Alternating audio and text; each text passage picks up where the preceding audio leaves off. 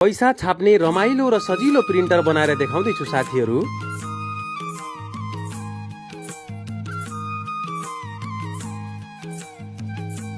तीनवटा कार्डबोर्डको टुक्राहरू लिने र दुईवटा कार्डबोर्डमा दुईवटा सिसा कलम छिर्ने प्वाल बनाउने। अब प्वाल पारिएको कार्डबोर्डहरूलाई अर्को कार्डबोर्डमा टाँसिदिने र दुईवटा सिसा कलम लिएर तलको र माथिको प्वालहरूमा छिराइदिने। त्यसपछि एउटा कालो झिल्ली लिने र 1000 को नोट भन्दा अलि ठुलो पारेर रेक्टेंगल आकारमा काट्ने। अब तयार भएको झिल्लीको माथिको चौडालाई माथिको सिसा कलममा टाँसिदिने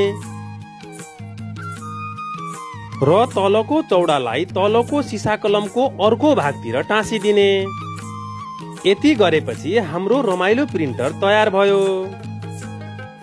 अब एउटा 1000 को नोट लिने र माथिको सिसा कलमलाई हातले घुमाएर बेरिएको झिल्ली भित्र लुकाउने। त्यसपछि एउटा 1000 को नोट बराबरको कागज लिने र तलको बेरिएको झिल्लीमा घुसाएर सिसा कलमलाई घुमाउने। अब हाम्रो माथि लुकाएको नोट बाहिर निस्कन्छ। भिडियो मन परेमा हामीलाई फलो गर्न नभुल्नुहोला है।